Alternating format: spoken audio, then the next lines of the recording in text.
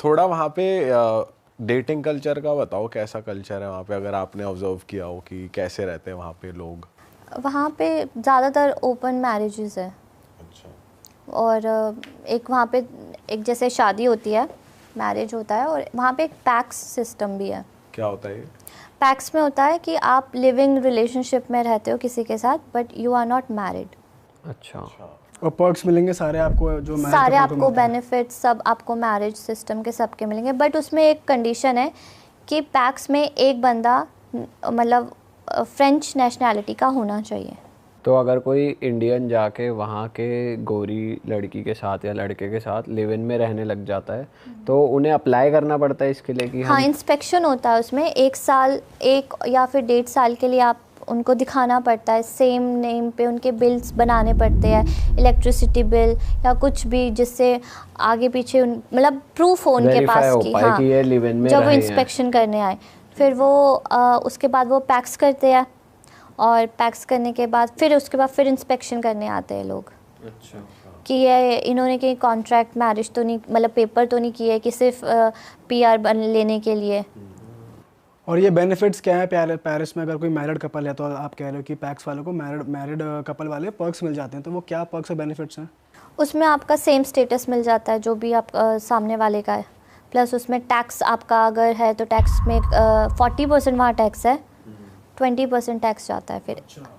जैसे अगर कोई फ्रेंच नेशनैलिटी है, उसने मतलब इंडियंस वो करते हैं वहाँ पे, इवन पैसे दे के करते हैं फ्रेंच लोग अपने पार्टनर को पैसे देते हैं? हाँ, मतलब कुछ इंडियंस ऐसे करते हैं, कोई फ्रेंच बंदा ढूंढते हैं कि हमारे साथ पैक्स करवा लो, 5,000 10,000 यूरो देंगे हम आपको, और इतने टाइम बाद आप हमें डाइवोर्स दे देना, एक 1.5 साल बाद। जब वो ग्रीन कार्ड आ जाए।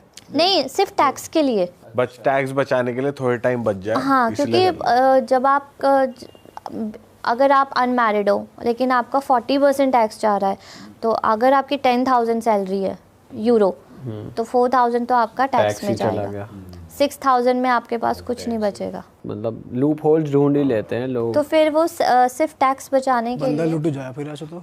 हाँ, तो 20% आपका स्पाउस का जाएगा। कई लोग ये PR के लिए भी कर लेते होंगे। वहाँ पे एक और रूल है, अगर आपके 3 बच्चे हैं तो गवर्नमेंट 1,000 यूरो पे करेगी। अच्छा, वहाँ लोग बच्चे नहीं करना चाह रहे, ऐसा है? बच्चे वहाँ सबसे ज़्यादा करते हैं, मतलब पॉपुलेशन बढ़ाने के लिए, कि गवर्नमेंट बोलती है हमारे पास रहो।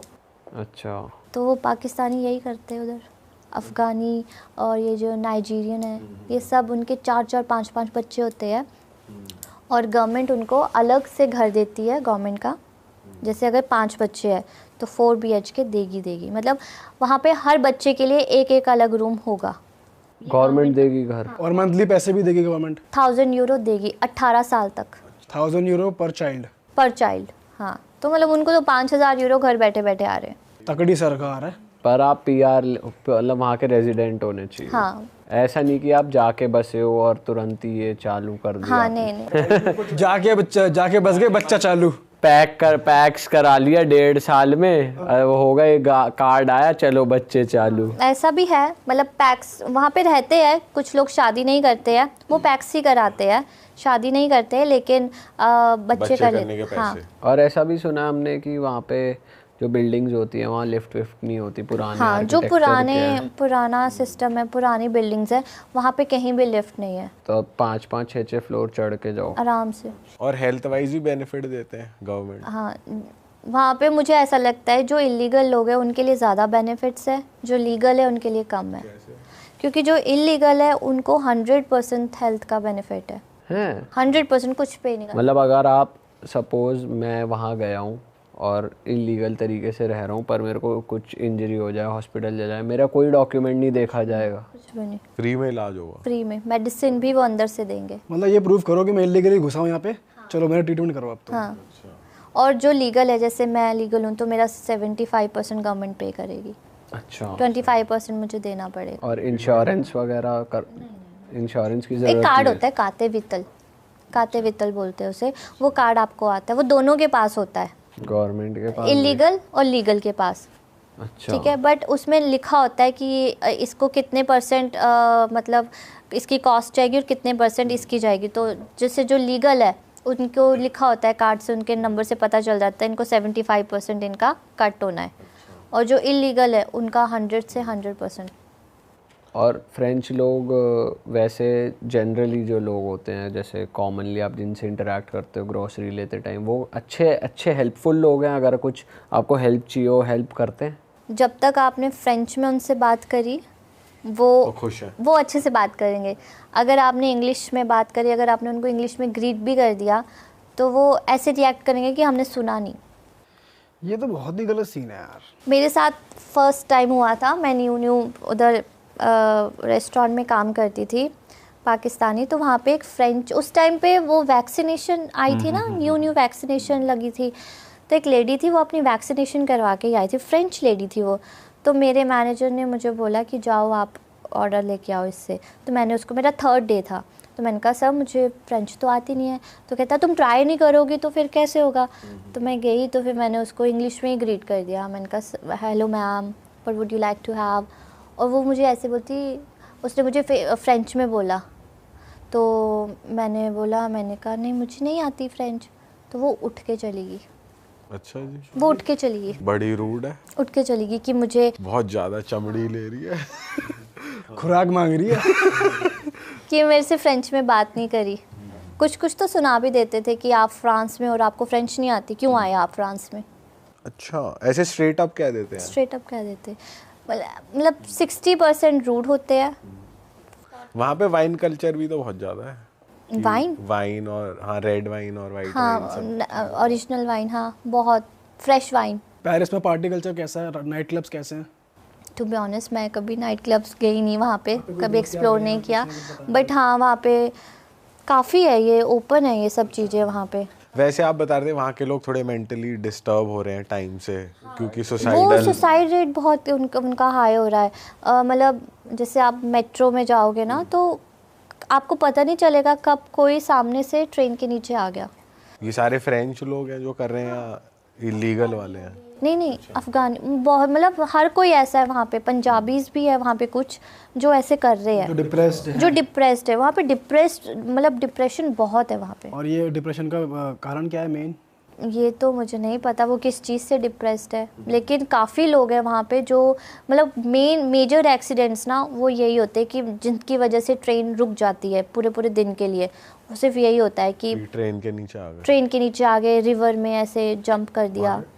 परेशान लोग हैं ज़्यादा। आईफिल टावर के आसपास का एरिया मैंने सुना है बहुत ज़्यादा ऐसा लगता है कि इंडिया में ही आ गए। ठेले वहाँ पे ठेले लगे, टिक्की बांटते हैं वहाँ पे। आलू टिक्की कैसी है वहाँ की, बढ़िया खाने में?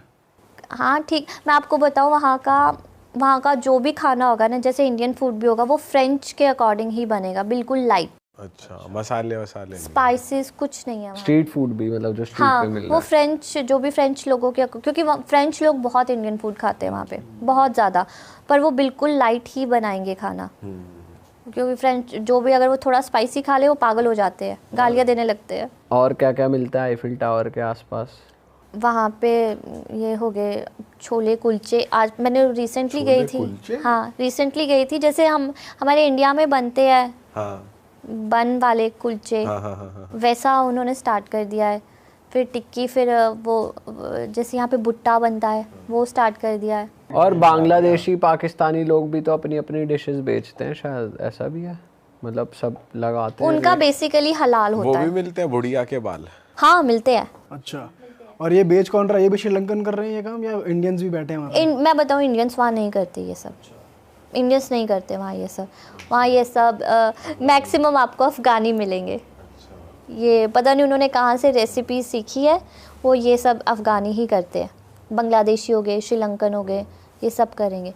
जो इंडियन मार्केट है ना, वहाँ पे सारे बांग्लादेशी, पाकिस्तानी और श्रीलंकन यही सब बैठे होंगे शॉप खोल के। इंडियन मार्केट है और इंडियन ही नहीं है वहाँ। और वहाँ के लोग को लगता होगा ये सारे इंडियंस हैं जो ये काम कर रहे हैं। हाँ, क्योंकि सारे थोड़े देसी से और वो प्रॉपर इंडियन जैसे डिशेस बना के आपको देंगे, प्रॉपर। मतलब जो भी हमारी स्वीट्स होती है, इंडियन स्वीट्स होती है, वो प्रॉपर सेम टू सेम। और वहाँ पर ऐसा भी होता है कि बार्गेनिंग हो रही नहीं, इतने का दो यार, ये टिक्की इतने की लगाओ, इतने की मत दो, ऐसा कुछ होता है? ऐसा नहीं होता। जो रेट आया सीधा चल पे। हाँ, बार्गेनिंग नहीं करते वहाँ पे। ठीक है, वहाँ पे मतलब 3 यूरो की टिक्की होगी एक प्लेट, आप कोई वहाँ पे किसी पॉश एरिया में गए हो कि भाई जहाँ अमीर ही लोग आते हैं? कुछ ऐसे स्पेसिफिक रेस्टोरेंट मैंने सुना है बहुत अच्छे अच्छे हैं जिस एरिया में मैं रहती हूँ वर्साई, वो बहुत पॉश एरिया है। वहाँ पे सिर्फ और सिर्फ फ्रेंच लोग रहते हैं, क्योंकि जो मेन फ्रेंच लोग हैं ना, जो असली लोग हैं, वो पेरिस से हट ही गए हैं। वो आउटस्कर्ट्स पे चले गए हैं। हाँ, वो आउट ऑफ फ्रांस रह रहे हैं, क्योंकि पेरिस में सबसे ज़्यादा एक तो टूरिज़्म भर गया है, अफ़गानी, बहुत से क्राइम होने लगे हैं पेरिस में, तो उनको चाहिए शांति। एक तो पेरिस में ओपन क्लब कितने ज़्यादा खुल गए हैं, उनको बहुत डिस्टर्बेंस होता है। ओपन क्लब क्या होता है? मतलब सारे ये जो मतलब हर तरीके के वहाँ पे नशे होने, कोई रोका टोकी नहीं होगी। अच्छा। सब तरीके के नशे होते, बियर वगैरह, मतलब पूरी रात चलता है वहाँ पे। जो भी ड्रग लेने होते हैं वो सब वहीं पे लेते हैं। अच्छा, तो उनको ओपन क्लब कहते हैं वहाँ पे। तो इसलिए वो अलग साइड जाके रहना हाँ, outskirts उनको में। पीस चाहिए। तो जिस एरिया में मैं रहती हूँ वर्साई, वहाँ पे सारे MNCs कंपनीज है, तो वो बिल्कुल शांत एरिया है। वो सारा फ्रेंच एरिया है, वहाँ पे आपको इंडियन कोई नहीं दिखेगा। वैसे आप रेकमेंड करोगे किसी को कि यार पेरिस में आके पढ़ाई करो या जॉब करो, या मतलब बढ़िया लाइफ है? अगर आपको शॉर्ट टर्म स्टे करना है तो पेरिस इज़ बेस्ट। अरे वाह, आपने ये वीडियो यहाँ तक देख ली भाई, तुमने हमारी मेहनत सफल कर दिया। तुम ही लोग हो असली रियल हिट। और अगर आपको बहुत मज़ा आ रहा है ऐसी क्लिप्स में, ऐसी वीडियोस में, तो फटाफट जाइए प्लेलिस्ट पे बिंज वॉच कीजिए, सारी वीडियोस देख डालो और मौज काटो। That is it. हम मिलेंगे नए पॉडकास्ट में, नई क्लिप में। Till then bye bye, see you, take care, do subscribe. Best of Real Talk online. Okay, bye bye.